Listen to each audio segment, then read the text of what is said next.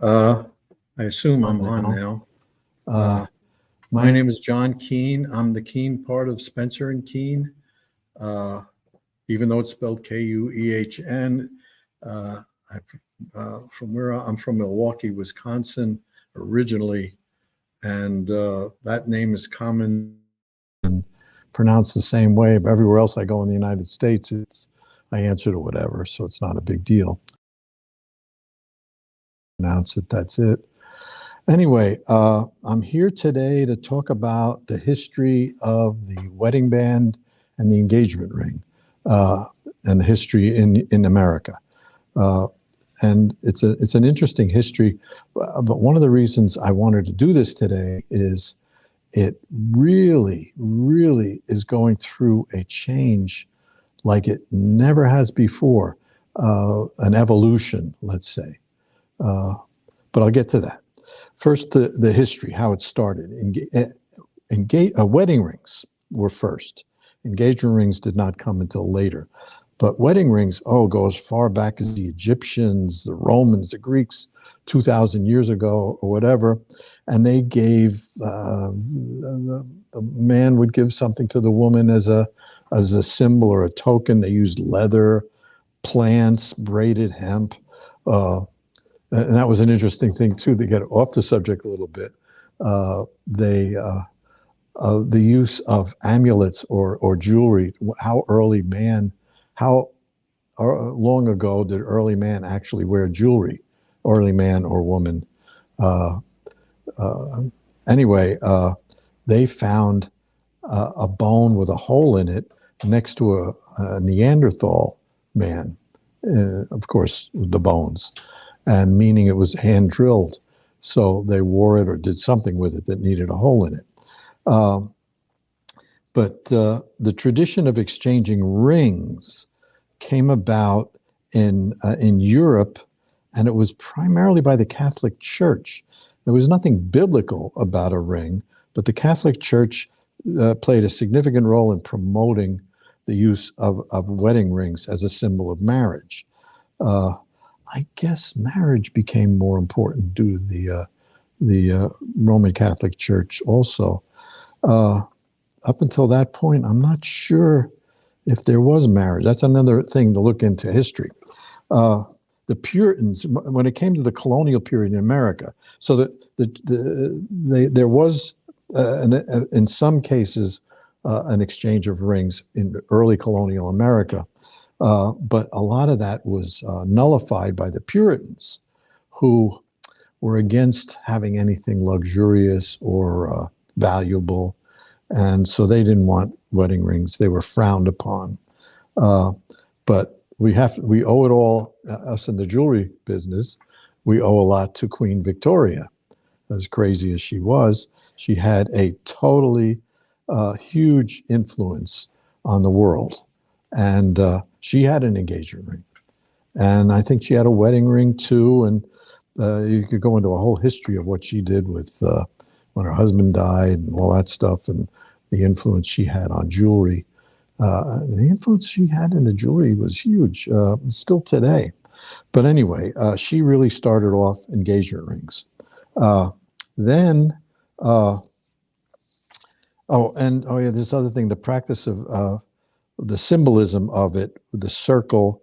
What was the symbolism? The circle, meaning commitment and all that. It was started back in her early days. In terms of, I know all this stuff, but I had to have it organized, and I used ChatGPT to say, make this down to one paragraph outline, simple, and bing. In about a second and a half, I had the whole thing. I could really read this, but it won't make sense. But ChatGPT knows more than I do about the history. So anyway, engagement rings. Let's see what happened with them. In the early 1800s was the first time they were beginning to be popular in the United States, in America. Because, well, in the beginning, when diamonds came out, let me get to that in a minute. So the engagement ring was popularized by Queen Victoria, and it emerged in the late 1800s and early 1900s. The late 19th century, trying to get the date straight, in 1886, Tiffany, now we're going to give Tiffany credit for the engagement ring. They invented what's called the Tiffany solitaire engagement ring, which is simply a prongs on a ring, and then here's a diamond. Tiffany invented that concept, and they still own that patent. And they will come after you, as they did to Costco, if you say, I have a Tiffany ring for sale, and instead of having a ring with 4 prongs and a diamond in it. So anyway, they invented it, and they deserve full credit for that. So Tiffany's, a private company, had a huge influence on wedding practices today with De Beers. And De Beers had a huge effect on diamonds. But the reason diamonds never came into it is because diamonds couldn't be cut in years past. They had no technology for it. They could cut. First of all, let me explain cutting. When I say cutting a diamond, you didn't cut a diamond. You originally they had a solid diamond, and it looked like this. In the ground, it came out in an octahedron, 8-sided crystal. Now, there's all sorts of different shapes, so this is the most common one. And then they would lay it on a table. I'm simplifying this, and they would take a metal piece of metal like this with some kind of handle on it and a sharp bottom edge, and they would lean that right here on the diamond and then hit it with a hammer or some kind of thing, and bam, it would either smash the diamond into a million pieces or cut it a chop off that section. Excuse me. So that's how they used to cut diamonds in those days, with a cleaver. And it was very poorly cut. They were not scientifically cut. They sparkled very little. And right now they're much better. Excuse me again. I got a tickle.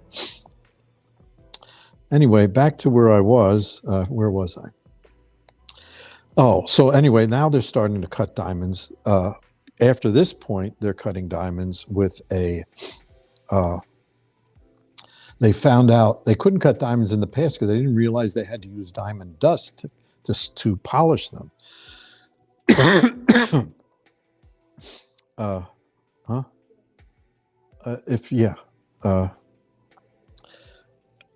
have allergies, and certain smells get me to coughing, and I usually need to blow my nose and get a drink of water, but I'm old, so what the heck. Anyway, where was I? Oh, chopping diamonds. Oh, now they don't do that anymore because obviously a diamond could sometimes shatter because it had cleavage planes, which means it's like a book. If you have a book and the book is closed and you hit it on the cover of the book, you'll be fine. But if you hit it where the pages are, then it could shatter and mess up everything. And so they didn't know when they looked at a diamond which it was going to be. So it was a lot of guessing. Anyway, so now they cut diamonds much more scientifically, and they use computers, but what they do is they grind them. So think about a record playing, and it has diamond dust in it, and then you just put the diamond at the end of a stick. You put a diamond on the end of a stick, and then it's turning. The record is turning, and you lean it here, you lean it there, you lean it there, lean it there, and it'll grind over a period of time, little facets in it. One day I'll do a specific one with actually good optical images, and you'll see how that works. But now back to the engagement ring. So they started in the early 1900s to get serious about it. And then De Beers, again, with the most genius and profitable marketing invention on the history of the planet, managed to convert nothing into a 100 billion dollar business by this one slogan of 4 words: a diamond is forever.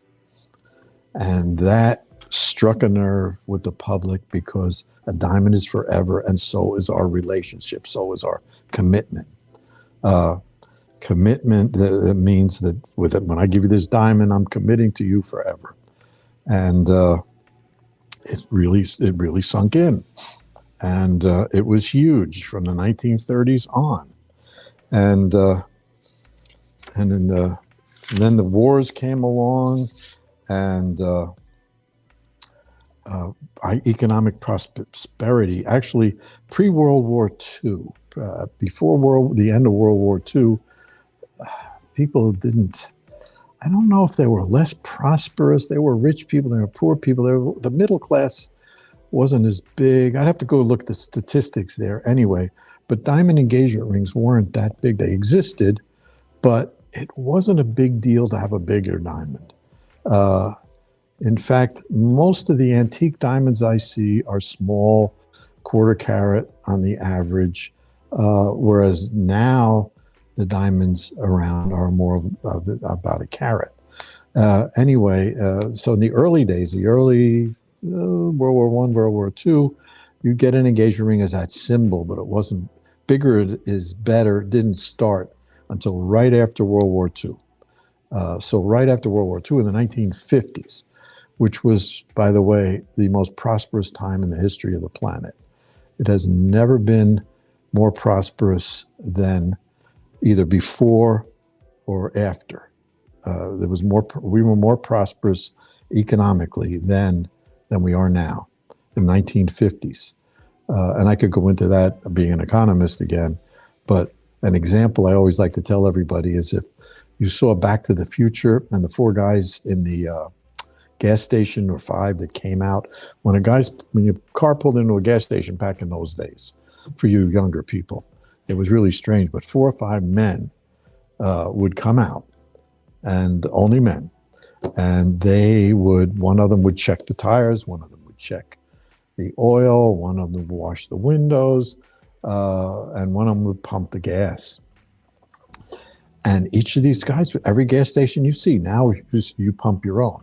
But in those days, it'd be 4 or 5 people working in every gas station, and nobody pumped their own gas. You wouldn't touch a pump, it would blow up. So, but my point is, if I can get back to my point is, every one of those 4 or 5 guys could support a family of 4 on whatever he was making. And that has not happened again. That went away. It went away starting with the Great Society of Lyndon Johnson. And I'm not saying it shouldn't have been or should have been, but that's when that prosperity went away, when government changed. Anyway, back to engagement rings. So bigger was better. And then it grew and grew into a whole series of time where it was prestige to have the biggest diamond and the best diamond. And everything was bigger and better. And things are changing now in terms of what's going on, is because in history, everybody had to have the single diamond with a wedding band. And it had to be a diamond, and everybody was good with that. And there were different shapes of diamonds. And I think something else very interesting is that I've learned over the years, they've done psychological studies. And I always get a kick out of this because they correlated they took, a study was done with 2,000 or 3,000 women, I believe. And I'm not sure of the year, at least 40 years ago. And they first determined their personality profile. Just a psychologist can do this by asking a series of questions to find out what personality you were.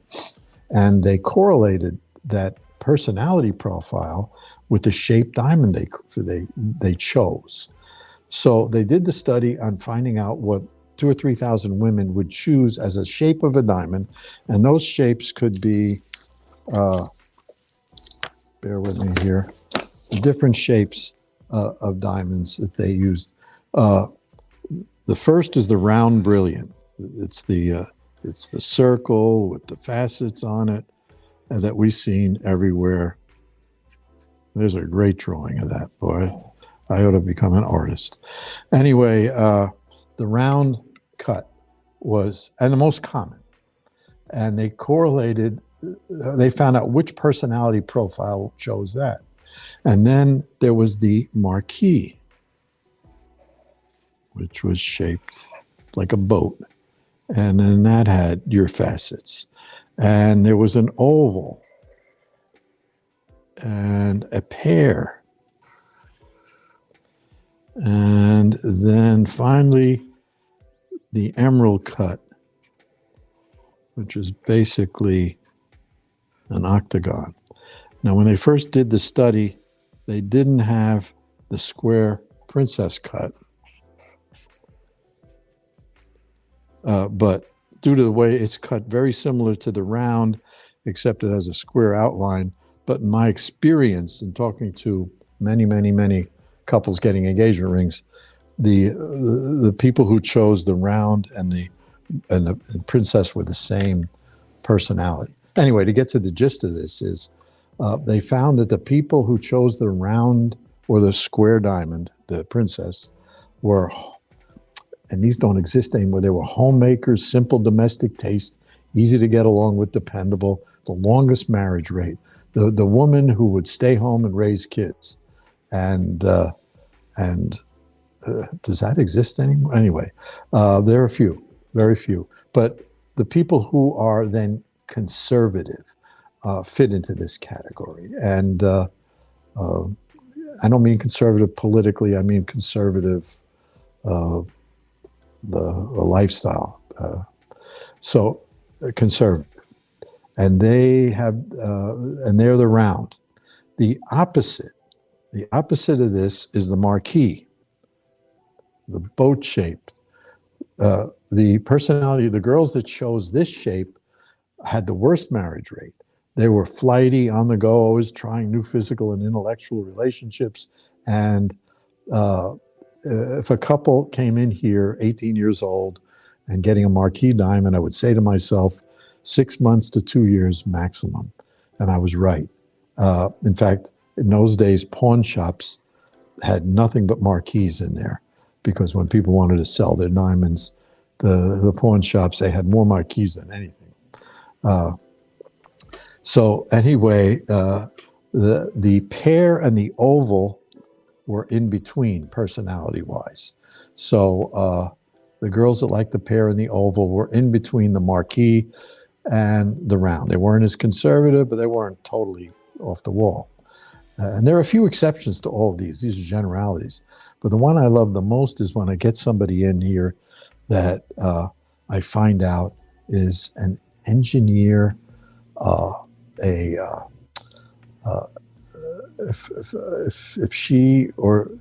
the guy picks out the diamond, then it's his personality. So there's no difference, female versus male. If the guy picks out the shape without input from the girl, and he picks out the round, the marquee, the oval, he's in the same personality thing that I'm discussing. And sometimes we get a girl that should be a round diamond whose husband is a marquee, and that happens. But anything. But the emerald cut is the most interesting to me, because this girl is an engineer, an accountant, some occupation that is very detailed and organized. I asked them the question, I ask a girl when I'm trying to figure out what shape they're going to like, if you have a record of every check you've ever written, ever. And number one, if she answers that yes, and then I say, can I eat off your bathroom floor? And if she says yes to that, then I know she's going to want an emerald cut. And what's really strange is I am right 99% of the time. And sometimes she said, I've never noticed an emerald cut, but now I'd really like one. But anyway, I always get a kick out of that, because if I find somebody like that, I immediately show them the emerald cut. And then I find women that have been wearing a round or a different shape for years, and I find out that that's their personality, and show them an emerald cut. They immediately need something with it as an emerald cut because they like that. Now, okay, that's the psychology of of these 40 years ago. Today, I don't want to say all bets are off, but a lot of them are. We are in a different world now, and we're in a flux. We're changing. And I don't know where it's going. The changing is we sell here a large number of non-traditional engagement rings. We make, as you know, we make everything we sell. We make all these new mountings. And we have girls that come in here and they want not a diamond, they might want a ruby, they might want an emerald, but that's happened before. But now we have diamonds that are rose cut, flat on the bottom, rounded on the top. We have salt and pepper diamonds that instead of being white and sparkly, they have little black dots in them. And they love this different things. And then we don't always make the standard engagement ring, which has one diamond and a plain band. And sometimes we're going to make a band with roots and vegetables and leaves and vines and stick a diamond here and a ruby there. Anything that people want to be different. But I think, and same goes in wedding bands. And that's changing too. So I don't know where it's going because the commitment is not the same. To go back in history, I have a lot of history behind me. When I was a kid, if a woman was divorced in the 1950s or earlier, she was an outcast in society. I mean, it was the man's fault, but she got the blame. And women were not, let me say, mistreated, whatever. Women had a rotten deal all throughout history until just recently, where they are empowered and they are not told that their whole job in life is to find a man and have a relationship and all this stuff. But they're also told, they're also not as oriented as they were in my day to have kids. And that bothers me because population decline is a very frightening situation. And it should be for the young kids today that don't want to have kids, is that when they become old, there's going to be no kids around to take care of them. And in the economy, no young people and all retired old people, the population will go very down very quickly. It's starting in some countries. And I think here, I don't know if we're negative yet with kids having children, but I think Japan is. And be watchful of the history now to see, because we're changing society. They're doing it from, needed to be changed. I mean, when it was back in the days of World War II, pre that, women were possessions. It's a different world now, and rightly so, but it's going, I don't know where the extreme is going. And if we're going to have marriages, if we're going to have the old-fashioned marriage, is that going away? Is it going to, I don't know. The relationship is totally different now than it was when a woman doesn't need a man because she makes a living. The divorce rate for women who make more than the man in a relationship is huge now. It doesn't last long at all. Commitment doesn't mean what it used to mean. So I'm not judging what's going on. I'm just saying, and I don't know there's no way to control this. It's an evolution process. And I don't think we could have governments say we can do this or that. Well, there are some governments that say that. Hopefully we never will. But the point is, where are we going? And usually when things get bad, we find ways to fix them. So let's see about that. Let's see if we can find ways to fix that.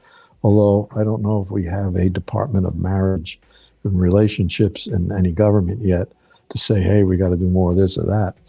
Anyway, I don't know any answers, but it's something that's that could be scary results and should be looked at.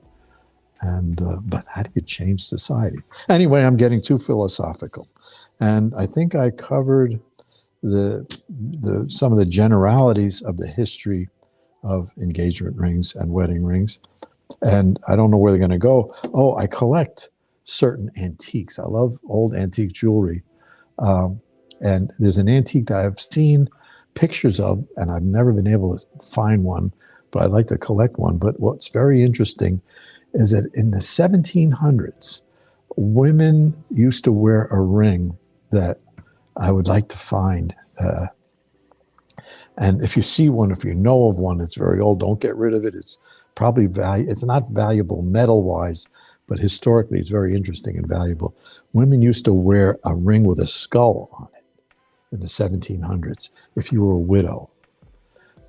If you were a widow in the 1700s or earlier, it was a miserable existence because did you find a man to get married when you had other women to choose from? If you had kids and your husband died, was very common. Usually in the old days, your family would take care of you and the kids would go out to work and take care of mom. But a young mother in those days became desperate. She could starve to death. I mean, there was no welfare, no food stamps in those days. So I don't know. It was a very tough existence. And how did I get back there? Anyway, one thing more I wanted to mention back to everyday business here is that, the biggest part of our business is making jewelry from scratch. And we love melting down old grandma's engagement ring and Uncle Charlie's gold chain and making it into something totally new that you can wear and keep it in the family. And it only costs half as much as it would if you bought it out of our cases. But anyway, if you want to do this for Christmas, this is getting very late. Right now, normally we're 6 to 8 weeks to get jewelry done in general, not having Christmas.